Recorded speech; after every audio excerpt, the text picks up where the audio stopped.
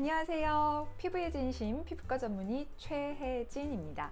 습관적으로 핸드폰을 보는 것이 시력과 자세에 좋지 않다는 사실은 많은 분들이 알고 계시는데요. 특히나 밤에 보는 핸드폰이 내 피부를 망칠 수 있다는 사실 알고 계신가요? 오늘은 이 이유에 대해서 조목조목 말씀드려서 밤에 핸드폰 오래 보는 것이 굉장히 섬뜩하게 만들어 드릴게요. 우리 몸속엔 생체 시계가 있죠. 비슷한 시간에 눈을 뜨고 때가 되면 배가 고프고 또 비슷한 시간에 자게 됩니다. 이 생체 리듬에서 가장 중요한 부분을 차지하는 것이 또 수면인데요. 잘 자야 우리 피부가 충분히 회복될 수 있는 굉장히 중요한 시간이죠. 자, 여기서 중요한 역할을 하는 호르몬이 바로 멜라토닌인데요. 멜라토닌은 수면과 각성의 리듬을 관장합니다.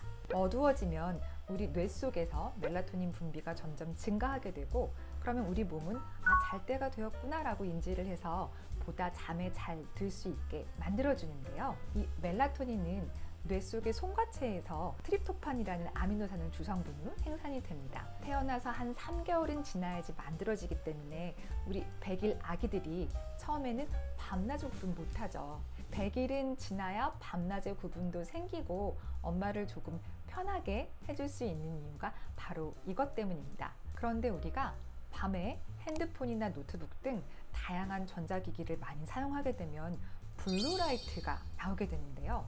바로 이 블루라이트가 멜라토닌의 분비를 방해합니다. 게다가 밤에 너무 환한 조명에 노출되었을 경우라든가 스트레스가 많은 경우에도 이 멜라토닌 분비가 저하되고요. 안타까운 것은 나이가 들면서 점점 이 멜라토닌 분비가 줄어들기 때문에 나이가 들수록 잠들기가 조금 어려워지는 이유이기도 합니다. 멜라토닌은 우리 피부에서 어떤 역할을 할까요? 첫 번째로 잠을 잘 들 수 있게 도와주기 때문에 우리가 밤에 해야 되는 세포의 재생과 회복을 좀 더 용이하게 도와주는 역할을 하죠. 밤 11시에서 새벽 2시 사이에는 우리가 잠을 잘 자고 있어야지 성장 호르몬 분비도 잘 되어서 우리 세포가 충분히 회복될 수 있습니다.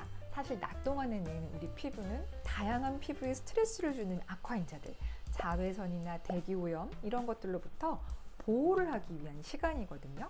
비로소 밤이 되어야 재생과 회복을 할 수 있는데 이때 수면이 굉장히 중요한 역할을 해주는 거죠. 그런데 멜라토닌은 그 자체가 굉장히 강력한 항산화제예요. 우리 피부에 스트레스를 주는 요인들이 굉장히 많죠. 자외선, 대기오염, 흡연, 음주, 좋지 않은 식생활, 스트레스, 운동 부족 이런 것들이 우리 몸속의 활성산소를 증가시키면 이런 활성산소들은 우리 세포의 기능을 조금 감소시키고 노화를 촉진시키는 역할을 합니다. 그래서 이런 활성산소들을 치워주는 역할을 하는 것이 우리 몸의 항산화 시스템인데요. 멜라토닌이 바로 굉장히 강력한 항산화제 역할을 해요.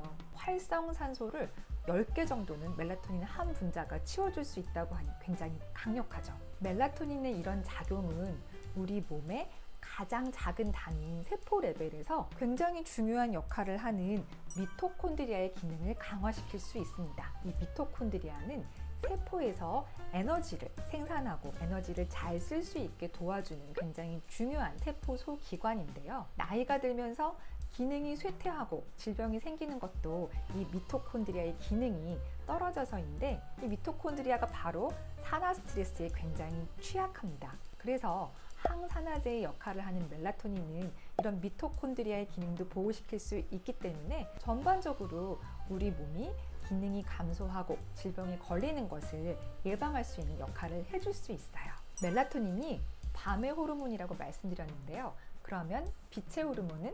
네, 바로 비타민 D입니다. 비타민 D는 우리 피부에서 7-디하이드로콜레스테롤이 자외선을 받아서 비타민 D로 전환이 돼서 다양한 생체 기능을 수행할 수 있게 되는데요. 그런데 이 과정에서 자외선으로 인한 피치 못할 피부 손상이 있을 수 있잖아요. 그런데 바로 이것을 멜라토닌이 복구시킬 수 있습니다. 마치 빛과 어둠, 비타민 D와 멜라토닌은 이렇게 상호 보완적인 관계에 있어요. 게다가 멜라토닌은 염증을 억제하고 면역계를 활성화시키는 역할을 하기 때문에 스트레스로 손상받은 세포도 복구시키고, 그렇기 때문에 노화도 지연시키는 작용을 해줄 수 있습니다. 자, 이렇게 귀중한 멜라토닌 분비에 방해받지 않도록 밤늦게 핸드폰 하시는 건 이제 하지 않으셔야 되겠죠. 어쩔 수 없는 야간 작업 때문이라면 블루라이트를 차단할 수 있는 안경을 써보시는 것도 방법일 것 같아요. 오늘 제가 드리고 싶은 또 한 가지 얘기는 수면 자체가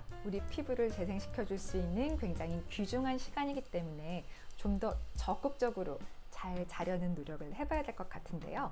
첫 번째로 쾌적한 수면 환경을 만들어 주어야 합니다. 기억하세요. 침실은 어둡고 조용하고 서늘하게.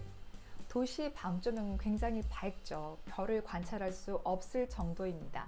이 빛이 침실에 새어 들어오면 나의 수면을 방해할 수 있기 때문에 암막 커튼을 이용해 보는 등 적극적으로 조금 더 어둡게 침실을 만들어 주시고요. 침실의 온도는 다른 실내 온도보다는 조금 서늘하게 유지해 주시는 것이 좋습니다. 두 번째로 낮잠을 자고 밤에 일찍 자기를 바라시면 안 되겠죠. 우리 몸이 낮과 밤을 구분할 수 있도록 낮에는 적당한 신체 운동을 해주는 것이 굉장히 필요해요. 낮잠을 자기보다는 적당한 운동을 통해서 세로토닌과 멜라토닌 레벨을 동시에 올려주면 기분도 좋아지고 밤에 잠을 자기도 조금 더 쉬워지실 거예요. 그런데 자기 직전에 과도한 운동은 코티졸을 올릴 수 있어서 이 코티졸이 올라가면 정신이 말똥말똥해져서 오히려 자는데 방해가 될 수 있기 때문에 자기 직전에 과도한 운동만 피해주세요. 세 번째, 나만의 수면 루틴을 만들어 보세요.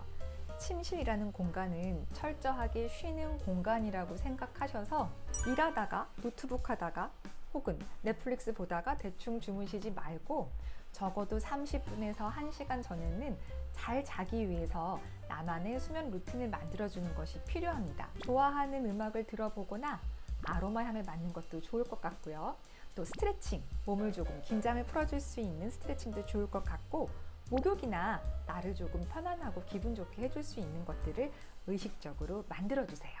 오늘 기억하실 세 가지. 하나, 자기 전 핸드폰 사용은 블루라이트 때문에 밤의 호르몬인 멜라토닌 분비를 방해한다. 둘, 그런데 이 멜라토닌은 내가 잠을 잘 잘 수 있게 도와줄 뿐더러 항산화, 항노화, 항염증 등 피부에 굉장히 유용한 기능을 하는 호르몬이다. 셋, 그렇기 때문에 잘 자기 위해서 밤에 핸드폰 하지 않는 등 나만의 좋은 수면 루틴을 만드는 것이 필요하다. 이상 피부의 진심 닥터 찐이었습니다.